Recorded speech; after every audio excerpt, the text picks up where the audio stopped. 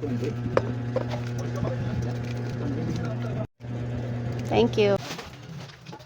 Ulang umaga ko Marites, kahapon nga po itong video na ito dahil tayo nga po ay ika-ika ito at mag-refill na lang muna tayo ng mga kailangan dito sa tindahan. Hindi nga rin po ako makakilos ng mabilisan dahil masakit nga po yung paa ko itapak. Pero dahil ako nga po ay hindi mapakali sa isang upuan lang, kaya naman ito magre-refill na nga po ako nito. Kung mga malalaman na yung tindahan mo nga ay mabenta, lagi ka nga nagre-refill ng iyong mga paninda. Halos sa isang linggo ay kailangan mo talagang mag-refill para hindi ka nga maubusan. Umaga ko nga rin po ito ginawa nung ako pa lang ang mag-isa dito sa aming munting bahay. Tingnan nyo naman si Panda nga ay nakasilip sa aking ginagawa dahil nagaantay ng mga karton yan dahil kakagat-kagatin niya nga po yan at ikakalat. Minsan ay hinahayaan ko na nga lang talaga siyang magngat-ngat ng mga karton at ikalat niya sa harap ng bahay namin. Ako nga kasi kumarites na kahit may masakit sa akin ay kikilos pa rin talaga kasi feeling ko pag hinayaan ko nga lang po na ako'y nakahiga or nakaupo ay lalong lalala. Kaya gagawa ako ng paraan para ito nga po ay mawala. Hindi ko talaga binibaby yung mga sakit sa katawan na nararamdaman ko. Dahil lalo nga po akong manghihina. Ako lang ba na nangihinaya nga po pag may bumibili sa akin tapos naubusan at hindi agad ako nakabili. Nung naubos nga po yung Nescafe stick at hindi nga po ako makalakad ng maayos, nang hinayang nga rin po ako dahil merong naghahanap. Kaya pagka uwi ni Kuya Sian galing sa school ay pinabili ko na nga po siya ng mga kape na kulang dito sa tindahan. Kinangalang itong Magic Sarap ay nag-i-stack nga po ako ng marami kaya pag naubos ay kumukuha lang ako doon sa aking stock. Dahil hindi nga kumpleto ang pagluluto ng mga nanay pag walang Magic Sarap, ginisa mix o di kaya bitchin, kaya kailangan meron tayo nito sa ating munting tindahan. Kaya lang mahal na nga rin po yung puhunan nito kumarites dahil nagmahal din talaga ito. Dati ay meron ka lang 30 plus makakabili ka na nga ng isang mahabang Magic Sarap. Ang next ko naman nga po nga ayusin ay itong mga malalaking chichirya. Yung mga ilalagay lang doon sa harap dahil yung mga bubutasan ay si Jowa na nga po ang gagawa nun.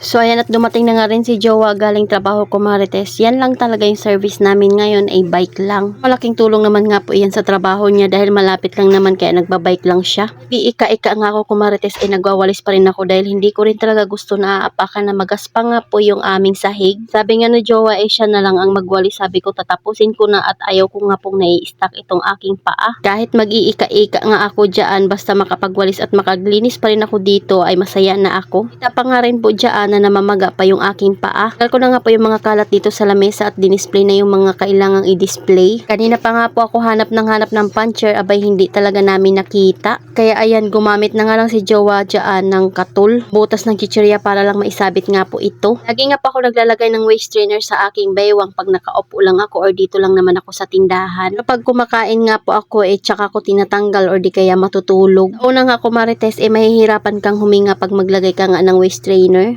Dapat hindi naman sobrang higpit naman dyan para naman hindi ka nga masaktan. Abay, mas mahirap naman kalaban kung mahihirapan kang huminga. Nagustuhan ko naman nga po sa waist trainer ko Marites hindi na nga po ako nagiging kuba. Dahil mapipilitan ka talaga mag-straight body lalo na nga pag may nakalagay sa baywang mo. Aling pa yan ng trabaho ko Marites at hindi pa nagkakape, diretsyon na nga rin po siya tulong sa ginagawa ko. Saglit lang naman ito matapos dahil dalawa naman nga po kami ang gumagawa. Mas masarap tingnan pag yung paligid natin ay malinis. Syempre at hindi pwedeng wala tayong customer habang tayo ay busy. Kailang emperador na nga rin po itong bumibili sa akin Marites at laging ang buo yung pera nila. Ina nga lang talaga at may nakalaan nga pong panukli dito sa aking perahan. Kaya minsan yung mga nagpapabarya lang ay hindi rin talaga ako nagpapabarya lalo na nga po pag sakto lang yung aking naitabi. So ito na nga yung pinakakortina ng ating pintuan. Jowa naman nga po yung nag-ayos ng mga chichirya doon sa pinakapintuan. Dahil ako naman nga po yung bahala doon sa pinakaharap. O diba at ang ganda na naman nga pong tingnan Marites, marami na naman nga pong nakasabit dito at marami silang pagpipilian. So ayun lang muna Marites, salamat sa panonood, follow for more, God bless us at sana i-share nyo na nga rin po itong aking video.